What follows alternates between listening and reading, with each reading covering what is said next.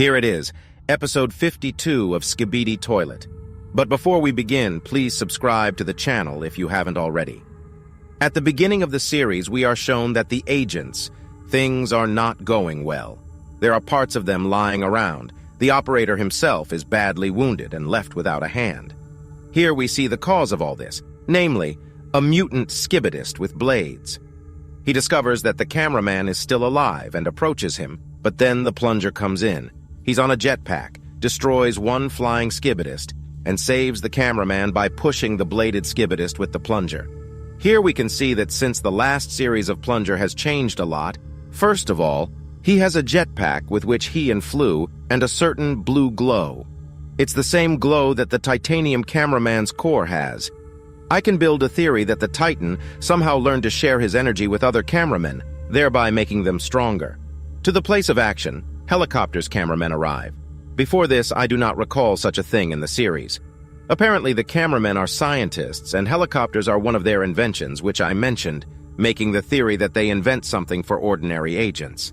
The helicopters fly up, but a sky builder appears and tries to stop them from landing.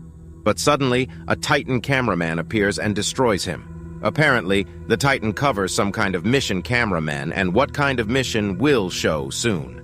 By the way, here you can notice one poster. Your real enemy is, further nothing is visible. Perhaps this is a hint that Skibidists is not the main enemy in the series, and someone is behind them. Or maybe it's a hint that there are traitors among the agents. From the helicopter run out of the scientist's cameraman with some devices behind his back, as it turns out. It is something like a repair kit. This continues my theory that the agents are repairing other victims for something bigger. This particular mission is covered by the cameraman Titan he's been assigned to keep out the big flying skybenders who are busy fixing the agents. A new kind of cameraman, more specifically camerawoman, approaches the plunger. Yes, this is the second, not typical for the series, a female character. Of course, we were shown, before this, female characters, but it is the new female characters, quite unusual. By the way, she did not get out of the helicopter and walked down the street alone, although around. Wandering skibidists, apparently she is not afraid of them. And a little later, we will show why.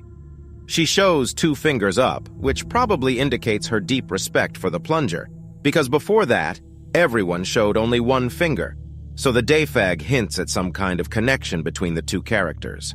A crowd of refractory skibidists begins to advance on the cameramen, and Plunger is about to confront them. But the camerawoman starts to calculate something with her camera and then goes into combat mode and shoots some darts exactly in the forehead. Before that, when the plunger reaches them, even the flying Skibidiver gets darts, but already in the eyes and falls down. The plunger turns around and shows approval to the camerawoman. That's the end of the episode. Let's get to the theories and my thoughts. First, what kind of weapon the camerawoman has, as far as I'm concerned, is a non-lethal weapon, meaning she doesn't kill, but only puts them to sleep.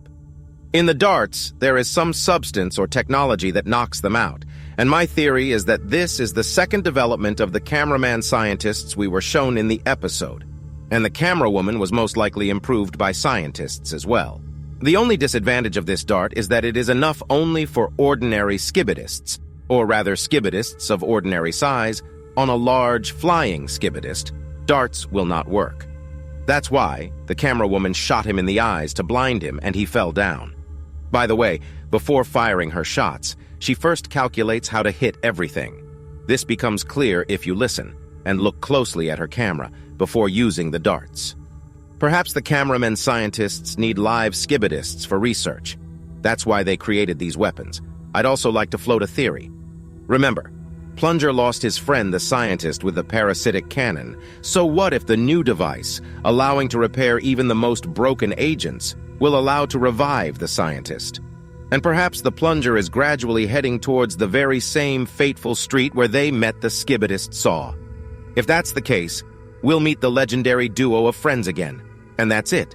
The series turned out great, because it confirmed my theory that it's time to improve the usual agents and give them some plushies. Also, a lot of new theories were built. Write a comment if you're looking forward to the sequel. Bye, everybody!